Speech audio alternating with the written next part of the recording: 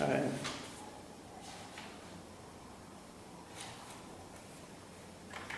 Pronto. O livro dos Médiuns, capítulo 29, segunda parte. Reuniões e sociedades espíritas. Das sociedades propriamente ditas. Questão 334.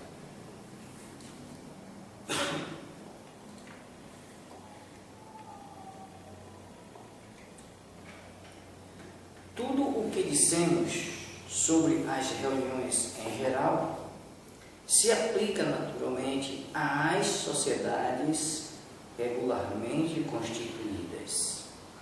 Estas, entretanto, têm que lutar contra algumas dificuldades especiais que nascem do próprio laço que une os membros.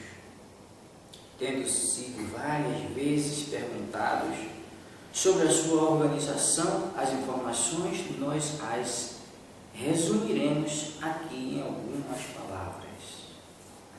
O Espiritismo, que apenas acaba de nascer, é ainda muito diversamente apreciado, muito pouco compreendido, em sua essência, por um grande número de adeptos, para oferecer um laço poderoso entre os membros do que se poderia chamar uma associação. Esse laço não pode existir senão entre aqueles que lhe veem o objetivo moral, o compreendem e o aplicam a si mesmos. Entre os que nele não veem senão fatos mais ou menos curiosos, não poderia haver um laço sério.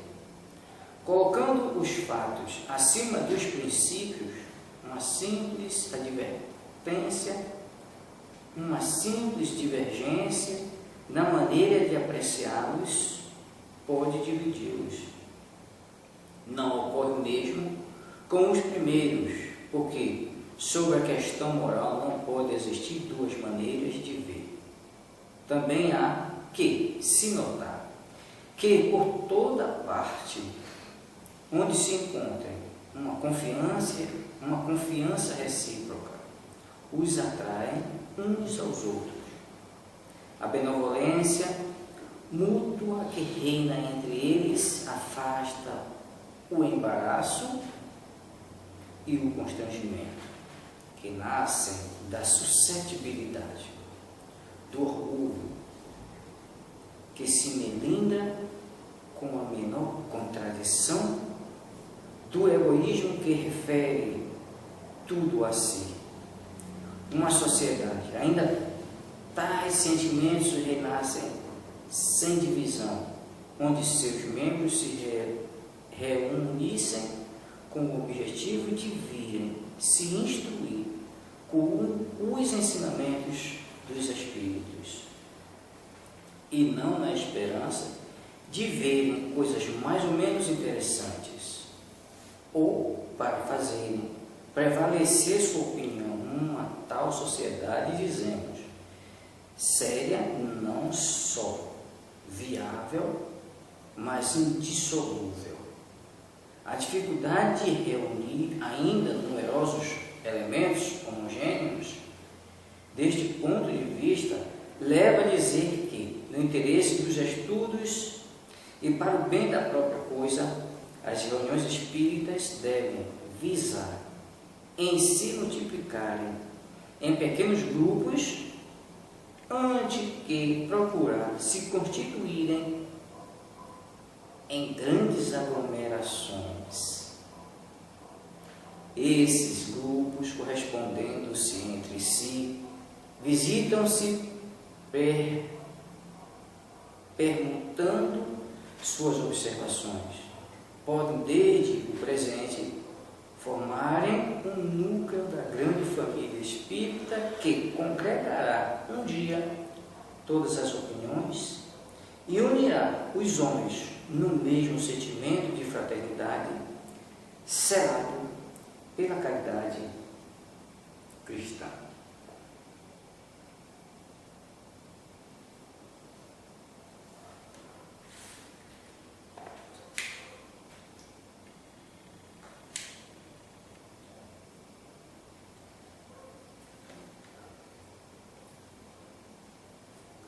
Lição 335. Já vimos que tal importância é a uniformidade de sentimentos, que é a obtenção dos bons resultados.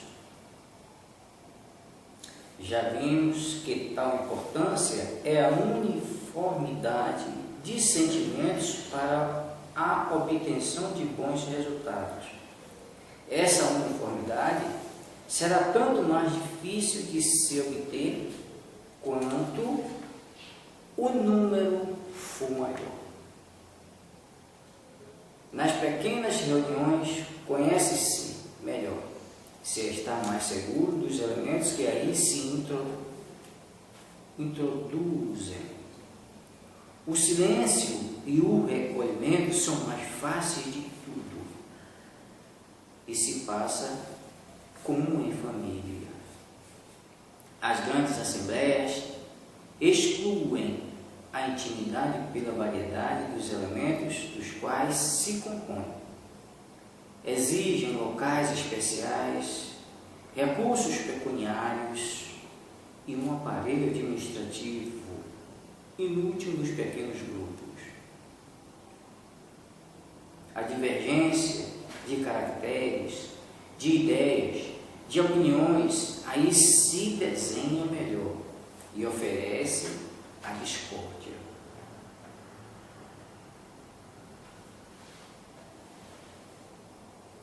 As grandes assembleias excluem a intimidade pela variedade dos elementos dos quais se compõem. Exigem locais especiais, recursos pecuniários e um aparelho administrativo inútil nos pequenos grupos. A divergência de caracteres, de ideias, de opiniões, aí se desenha melhor e oferece aos espíritos trapalhões mais facilidade para semearem a discórdia. Quanto mais a reunião é numerosa, tanto mais é difícil contentar todo mundo.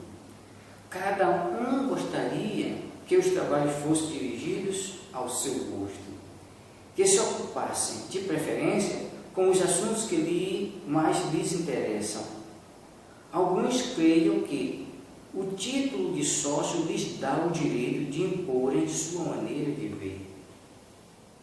Daí as divergências, uma causa de mal-estar que traz cedo ou tarde a desunião, depois a dissolução.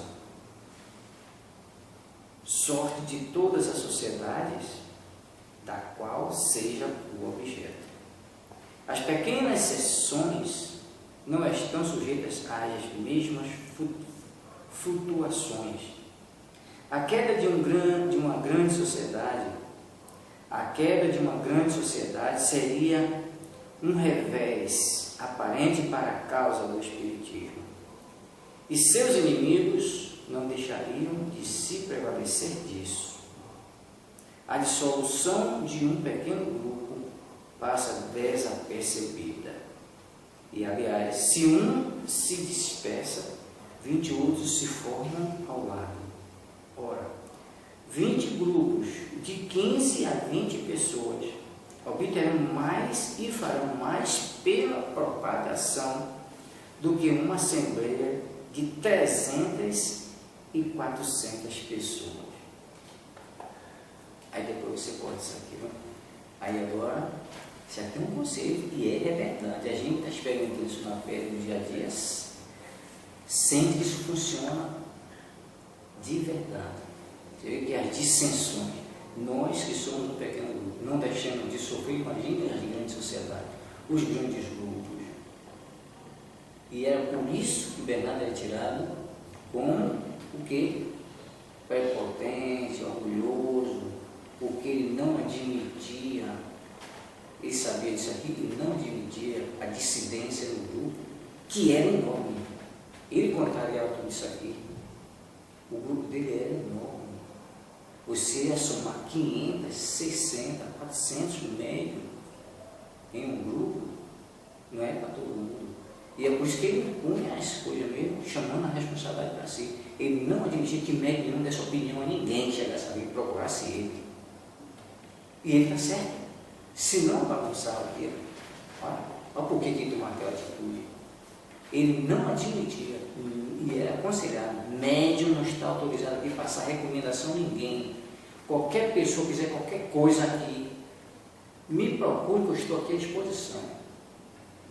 Todos os dias eu estou aqui nesse trabalho. Não me ausento. Cansei de ouvir isso dele. Ele não permitia, não admitia. E estava certo. Senão, vamos fazer o trabalho que fez. E está certo. Então, isso, quem chega, que não sabe disso, não estuda, não se apercebe, não tem essa experiência, não tem essa habilidade aqui, ó, que está traçada aqui pelo mestre, né? O mestre, que pela inspiração dos superiores, deixou isso aqui, ó, para nos orientar. Quem estuda sabe, em um grupo a tendência é ele crescer, certo? E você tem que ficar atento sobre isso aqui, senão dissolverá as dissidências, as discórdias, as desuniões, né? E o bate contra balanço das opiniões, né?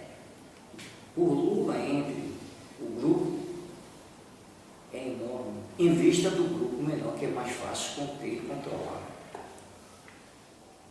Conter e controlar. É por isso que eu sempre digo que nós somos felizes, especificamente eu, né? Que quero que esse time na pele era eu, comandar um grupo grande, né? Pelo grupo não ter crescido tanto. Estamos aqui com um curso de 6 a 8, sempre mantendo esse patamar. Nunca passa de 15, nunca chegou a passar de 15. Aqui até que se refere a 15, né? Os pequenos grupos de 15, nem a isso nós chegamos. Em termos de assistente, né? Trabalhador, de sócio, aqui está falando em termos de sócio. Não chegamos para o nosso bem e comandar 15 cabeças com pensamentos divergentes, né? Ideias que não vibram todos na mesma faixa. Nem todos têm a mesma evolução para vibrar na mesma faixa, são de evoluções diferentes. E comandar um grupo não é fácil, não. O seu dirigente sofre horror, né? Você vê que até os médicos, quando passaram em 3 reuniões que não ia, ele não voltava mais a trabalhar na desobsessão, ele ia passar a ser agora atendido. Ia passar para a desobsessão. Quando ele chegava, a Bernardo dizia, então você vai agora para a desobsessão. Ele não voltava para o mesmo posto. Pois é, a conter, né? Chamar esse médico para a responsabilidade que se faz necessário para conter a ordem, a harmonia e o bom entendimento da manutenção do trabalho e da casa. Não é fácil. E nós sabemos, por força de conhecimento de causa, as casas que se conseguiu somar grandes grupos, como é que vive a vibração dessas casas? Os disse-me-disse, os queixumes, né? As querelas, a rola solta, e mais contribuiu para com o momento da discórdia do que da união. Essas casas não fizeram o progresso que os grupos pequenos fazem. Eu conheço essas casas. Não fizeram. Não tiveram esse cuidado aqui. Está certo que a gente não pode controlar o número de adeptos. Aparece, a casa tem que dar acolhida, né? Tem que dar assistência, mas tem que ter a coordenação justa do seu dirigente, à altura, para deixar chegar a esse ponto. E é o que está faltando em muitas dessas casas, muitos desses grupos numerosos. Eu conheço. Não tem a harmonia do trabalho, não tem a qualificação que se espera, né? No aprimoramento, no esclarecimento, na orientação das criaturas, que para ali vão. Essa que é a verdade. Depois você corta isso aí. Disse-a, sem dúvida, que os membros de uma sociedade que agisse como acabamos de dizer, não seriam verdadeiros espíritas, uma vez que o primeiro dever que a doutrina impõe é a caridade e a benevolência. Isso é perfeitamente justo. Também, aqueles que pensam assim são espíritas antes de nome do que de fato. Não pertencem, seguramente, à terceira categoria, vê o número 28. Mas quem diz que esses sejam mesmos espíritas, quaisquer? Aqui se apresenta uma consideração que não deixa de ter gravidade.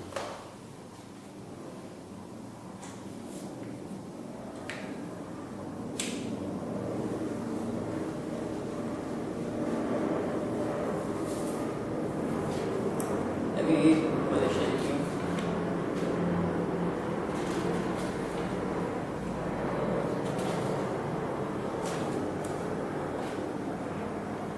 (336) Não nos esqueçamos de que o Espiritismo tem inimigos interessantes em lhes fazer frente e que veem esse sucesso com despeito. Bem interessante. 336. Não nos esqueçamos de que o Espiritismo tem inimigos interessados em lhes fazer frente e que veem esses sucessos com despeito. Os mais perigosos não são os que o atacam abertamente, mas os que agem nas sombras. Estes o acariciam com uma mão e o difamam com a outra. Esses seres malfazejos se insinuam por toda parte, onde esperam fazer o mal. Como sabem que a união é uma força, procuram destruí-la, lançando fogueiras de discórdia. Quem diz, pois, que aqueles que nas reuniões semeiam a perturbação e a cisania não sejam agentes provocadores interessados na desordem? Infalivelmente, não são nem verdadeiros e nem bons espíritas. Não podem jamais fazer o bem e podem fazer muito mal. Compreende-se que eles têm infinitamente mais facilidade para se insinuarem nas reuniões numerosas do que nas pequenas sessões, onde todo mundo se conhece. Graças aos surdos enredos que passam desapercebidos, semeiam a dúvida, a desconfiança e a desafeição, sob a aparência de um hipócrita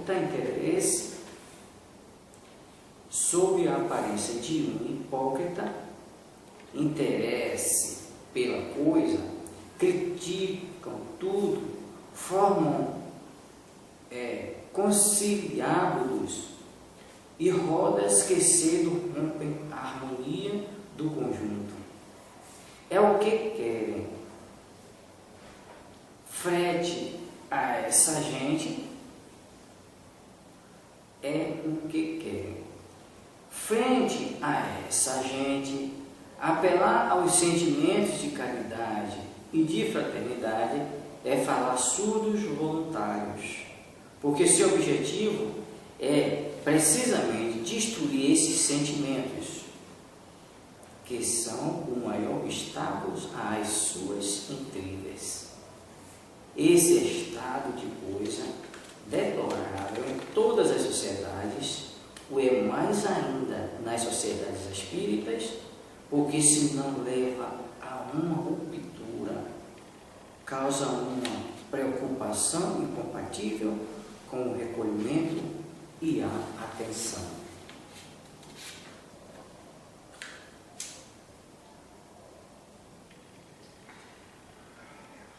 Lição 337.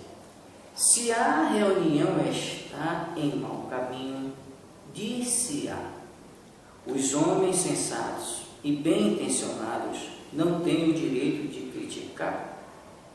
Devem deixar o mal passar sem dizer nada, aprová-lo pelo seu silêncio. Sem nenhuma dúvida, é seu direito e, ademais, um dever. Mas se sua intenção é realmente boa, emitem seus conselhos com conveniência e benevolência, abertamente e não ocultamente. Se não são seguidos, se retiram, porque não se conceberia que aquele que não tivesse nenhuma segunda intenção se obstinasse em permanecer numa sociedade onde se fizesse coisas que não lhe conviessem. Pode-se, pois, estabelecer em princípio que quem em uma reunião espírita provoque a desordem ou a desunião intensivamente, pode-se, pois, estabelecer em princípio que quem em uma reunião espírita provoque a desordem e a desunião ostensivamente ou subrepticiamente, por quaisquer meios, é ou um agente provocador, ou pelo menos um muito mau espírita, do qual não poderia se desembaraçar muito cedo. Mas os próprios compromissos que ligam todos os membros frequentemente lhe colocam obstáculo. Por isso, convém evitar os compromissos indissolúveis. Os homens de bem-estar sempre bastante empenhados, os mal intencionados estão sempre mais.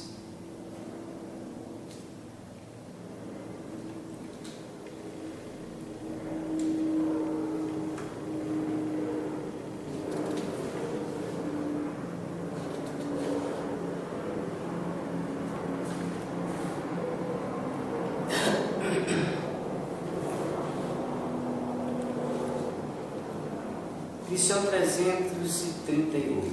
Além das pessoas notoriamente malévolas que se insinuam nas reuniões, há aqueles que, pelo caráter, carregam a perturbação consigo por toda parte onde se encontrem.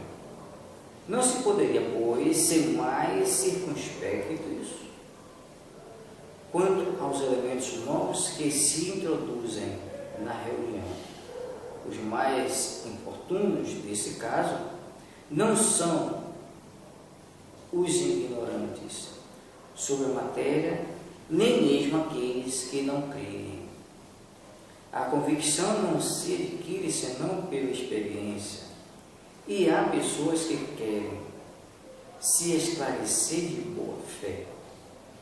Aqueles, sobretudo, dos quais é preciso se preservar, são as pessoas de sistemas preconcebidos, os próprios incrédulos que duvidam de tudo, mesmo da evidência, os orgulhosos que pretendem ter com exclusividade a luz infusa por toda parte, querem impor sua opinião e olham com desdém quem não pense como eles.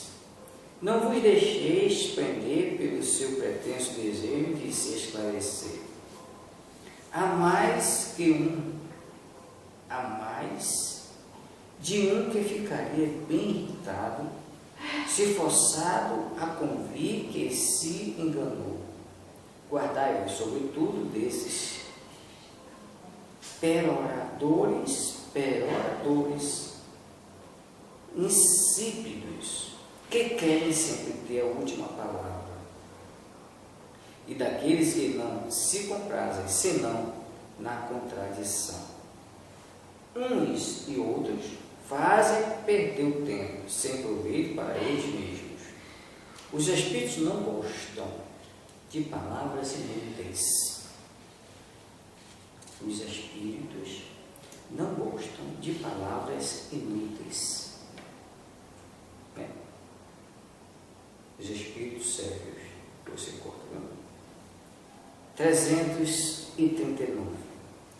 Vista a necessidade de se evitar toda causa de perturbação e de distração, uma sociedade espírita que se organize deve colocar toda a sua atenção sobre as medidas apropriadas para tirar dos promotores de desordens os meios de prejudicarem e dar as maiores facilidades para afastá-los.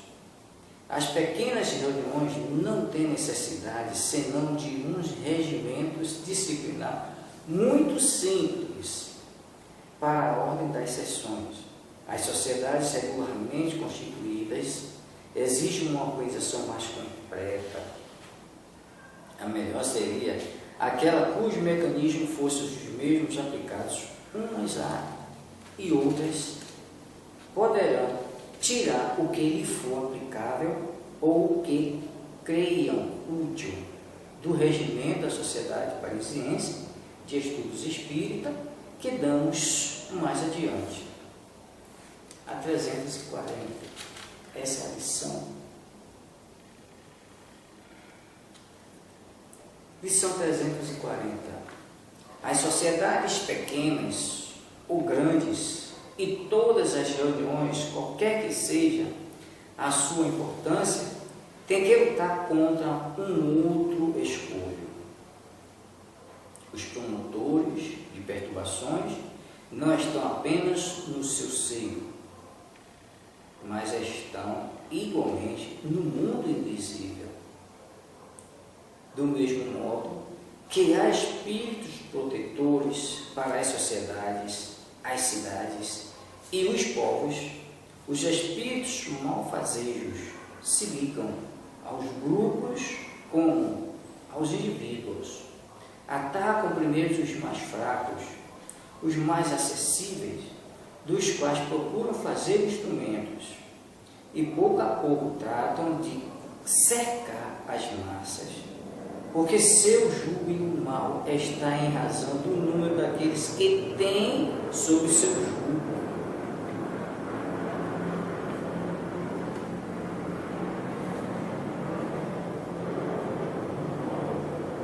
Todas as vezes, pois, que num grupo uma pessoa caia na armadilha, é preciso se dizer que há um inimigo no campo, um lobo no redil, e que se deve estar em guarda, porque é mais do que provável que multiplicará suas tentativas.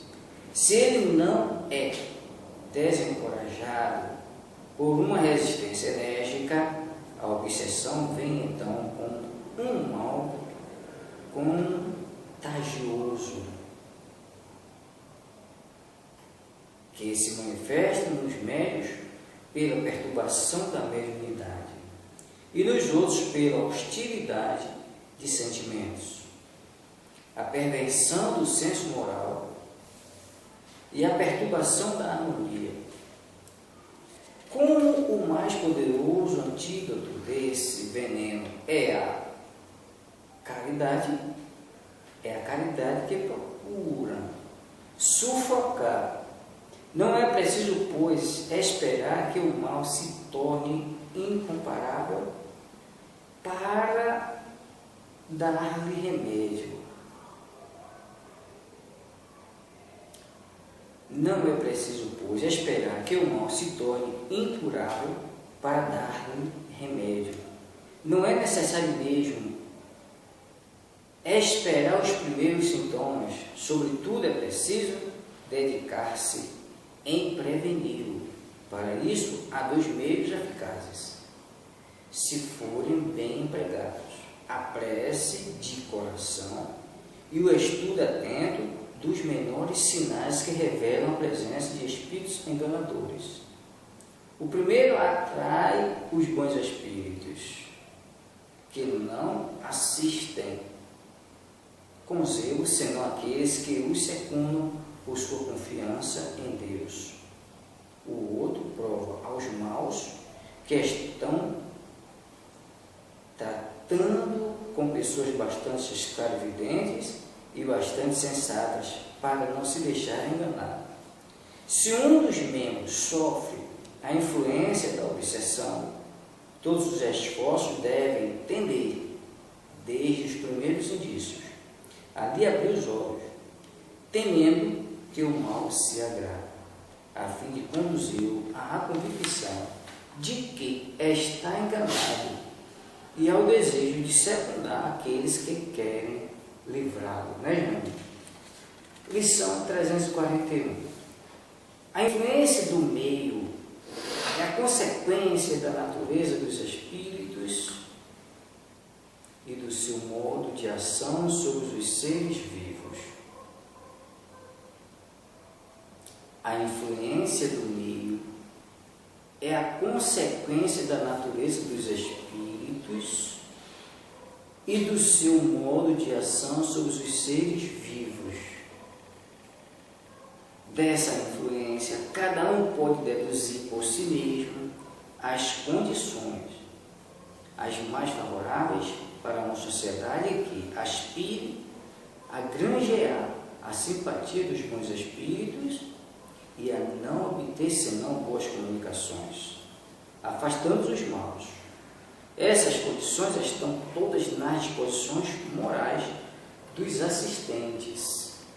Resume-se nos pontos seguintes: perfeita identidade de objetivo e de sentimentos, benevolência recíproca entre todos os membros, abnegação de todo sentimento contrário à verdadeira caridade cristã. Abnegação de todo sentimento contrário à verdadeira caridade cristã. Desejo único de se instruir e de se melhorar pelo ensinamento dos espíritos e aproveitamento de seus conselhos. Quem está persuadido de que os espíritos superiores se manifestam em vista de nos fazer progredir e não para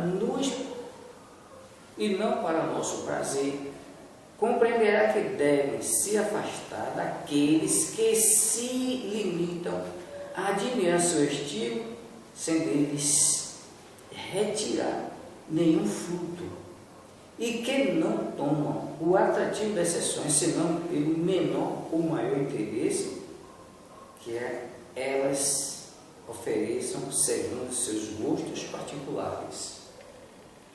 Inclusão, exclusão de tudo o que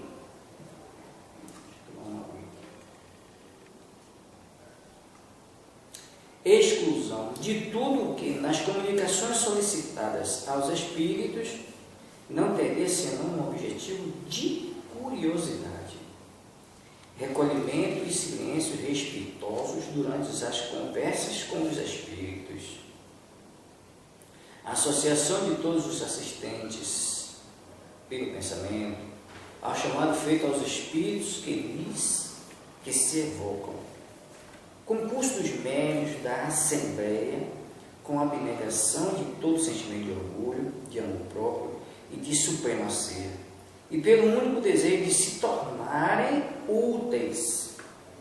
Essas condições são tão difíceis de preencher que não se possa encontrá-las. Não pensamos assim, ao contrário. Esperamos que as reuniões verdadeiramente sérias, como já já existem em diversas localidades, se multiplicarão e não hesitamos em dizer que será a elas que o Espiritismo deverá sua maior poderosa propagação.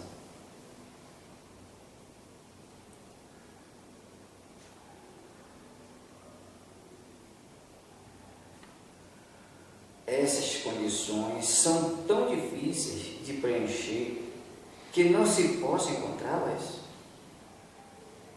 Não pensamos assim. Ao contrário, esperando que as reuniões verdadeiramente sérias, como já existem em diversas localidades, se multiplicarão e não hesitamos em dizer que será a elas que o Espiritismo deverá sua maior poderosa propagação, congregando os homens honestos e conscienciosos, imporão silêncio à crítica. E quanto mais suas intenções sejam puras, mais serão respeitadas, mesmo os seus adversários, quando a zombaria ataca o bem. Cessa de fazer rir, torna-se desprezível. Será entre as reuniões desse gênero que um verdadeiro laço de simpatia, uma solidariedade mútua, se estabelecerão pela força das coisas e contribuirão para o progresso geral. 342. Seria um erro crer que as reuniões onde se ocupa mais especialmente das manifestações físicas estejam fora desse conceito fraternal e que excluam todo o pensamento sério, se não requerem condições tão rigorosas, não será incumbente que sejam assistidos por leviandade, assistidos com leviandades, e se enganaria quem cresce que o concurso dos assistentes nelas sejam absolutamente nulo. Tem-se a prova do contrário, no fato de que, frequentemente, as manifestações desses gêneros não podem se produzir em certos meios. Há, pois, também para isso influências contrárias, e essas influências não podem estar senão na divergência ou na hostilidade de sentimentos que paralisam os esforços dos espíritos. As manifestações físicas, como dissemos, têm uma grande utilidade. Abrem um vasto campo ao observador, porque é toda uma ordem de fenômenos insólitos que se desenrola aos seus olhos e cujas consequências são incalculáveis. Uma assembleia pode, pois, ocupar-se com objetivos muito sérios, mas não poderia atingi-los, seja com estudo, seja com meio de convicção, se não se coloca em condições favoráveis. A primeira de todas é não a fé dos assistentes, mas seu desejo de se esclarecerem sem prevenção, sem ideia preconcebida, de rejeitar mesmo a evidência.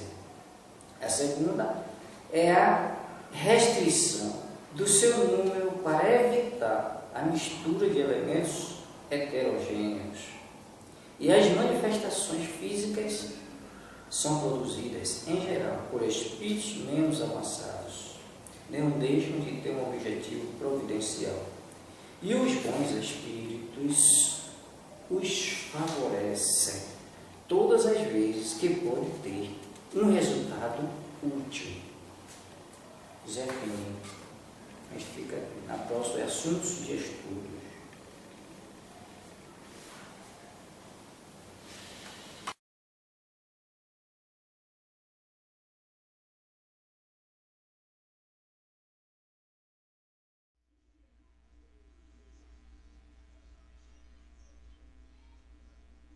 Incorreção.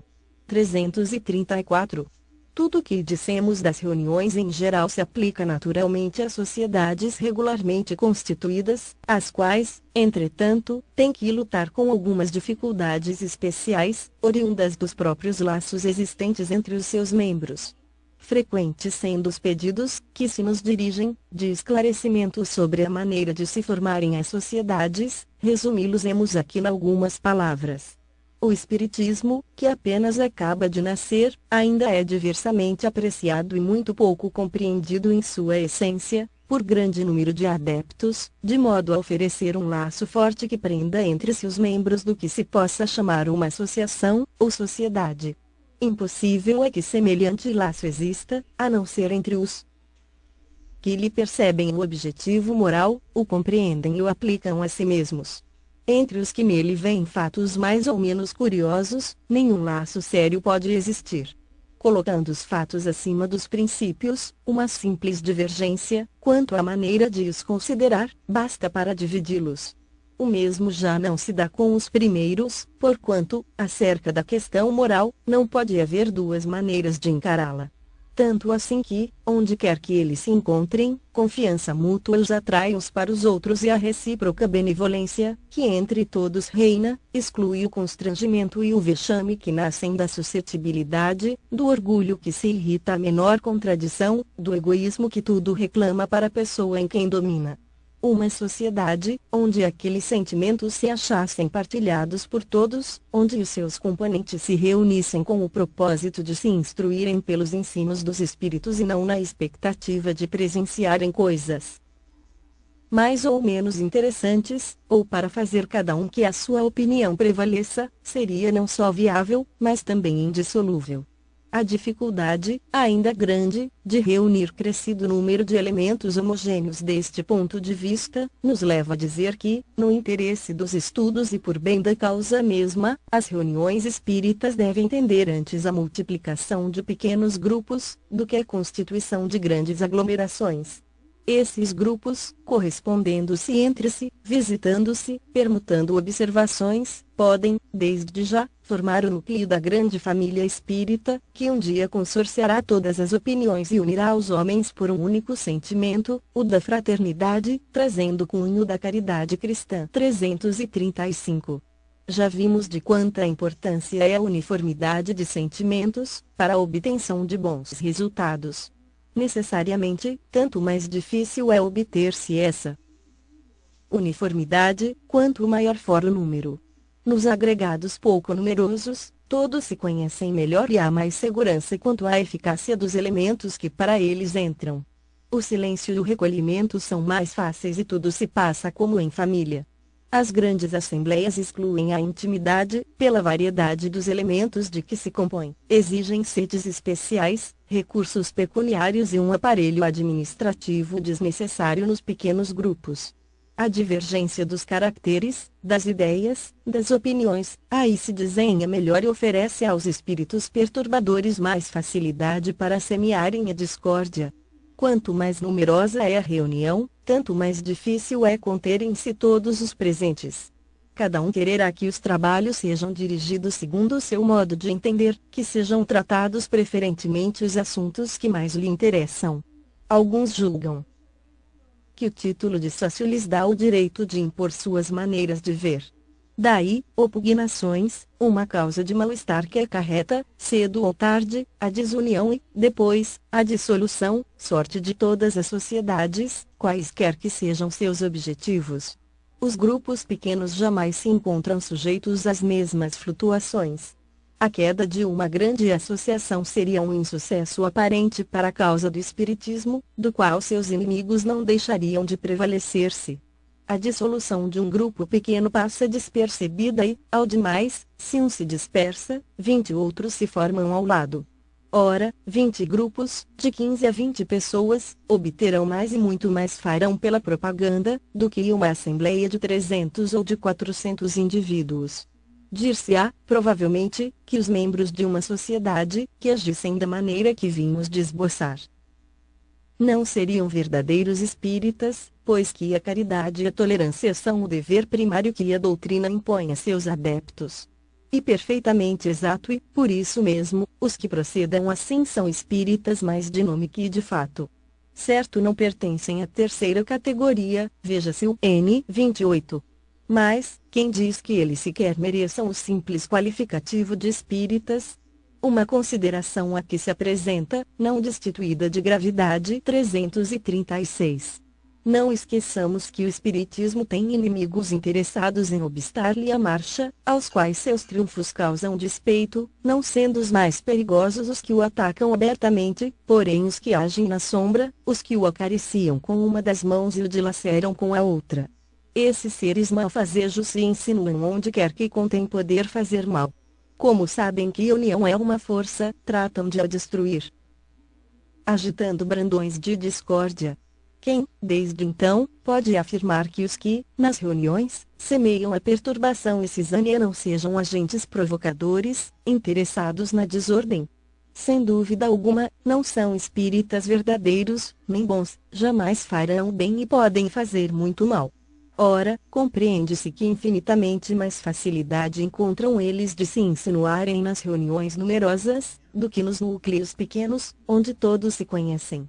Graças a surdos manejos, que passam despercebidos, espalham a dúvida, a desconfiança e a desafeição, sob a aparência de interesse hipócrita pela causa, tudo criticam, formam conciliábulos e corrilhos que presto rompem a harmonia do conjunto, é o que querem.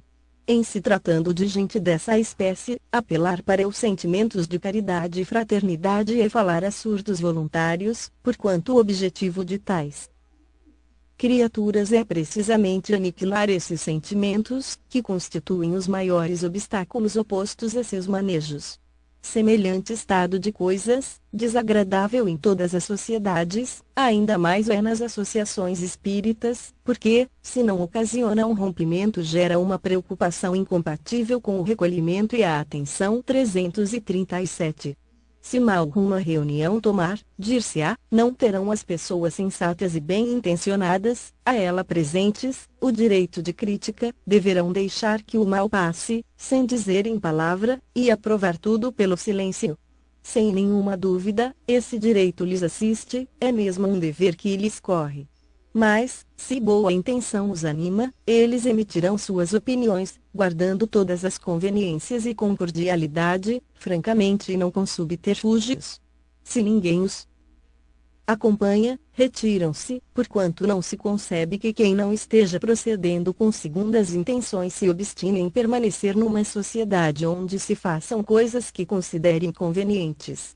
Pode-se, pois, estatuir como princípio que todo aquele que numa reunião espírita provoca desordem, ou desunião, ostensiva ou subrepticiamente, por quaisquer meios, é, ou um agente provocador, ou, pelo menos, um mau espírita, do qual cumpre que os outros se livrem o mais depressa possível.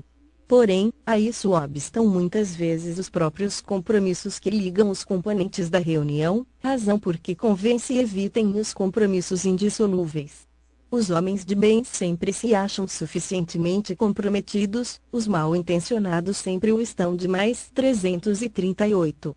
Além dos notoriamente malignos, que se insinuam nas reuniões, há os que, pelo próprio caráter, levam consigo a perturbação a toda parte aonde vão, nunca, portanto, será demasiada toda a circunspeção, na admissão de elementos novos. Os mais prejudiciais, nesse caso, não são os ignorantes da matéria, nem mesmo os que não creem, a convicção só se adquire pela experiência e pessoas a que desejam esclarecer-se de boa fé. Aqueles, sobretudo, contra os quais maiores precauções devem ser tomadas, são os de sistemas preconcebidos, os incrédulos obstinados, que duvidam de tudo, até da evidência, os orgulhosos que, pretendendo ter o privilégio da luz infusa, procuram em toda parte impor suas opiniões e olham com desdém para os que não pensam como eles. Não vos deixeis iludir pelo pretenso desejo que manifestam de se instruírem. Mais de um encontrareis, que muito aborrecido ficará se for constrangido a convir em que se enganou. Guardai-vos, principalmente, desses peroradores insípidos, que querem sempre dizer a última palavra, e dos que só se comprazem na contradição. Uns e outros fazem perder tempo, sem nenhum proveito, nem mesmo para si próprios. Os espíritos não gostam de palavras inúteis. 339.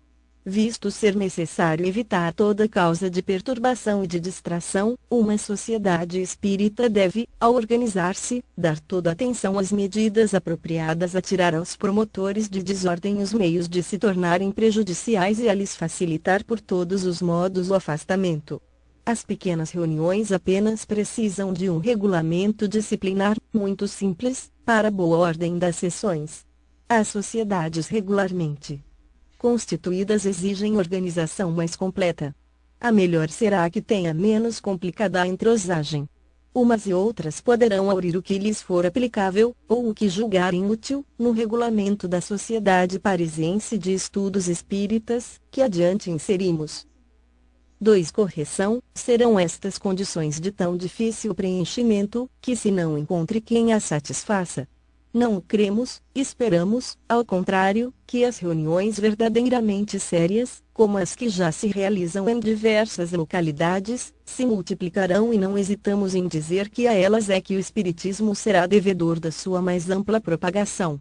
Religando os homens honestos e conscienciosos, elas imporão silêncio à crítica e, quanto mais puras forem suas intenções, mais respeitadas serão, mesmo pelos seus adversários. Quando a zombaria ataca o bem, deixa de provocar o riso, torna-se desprezível.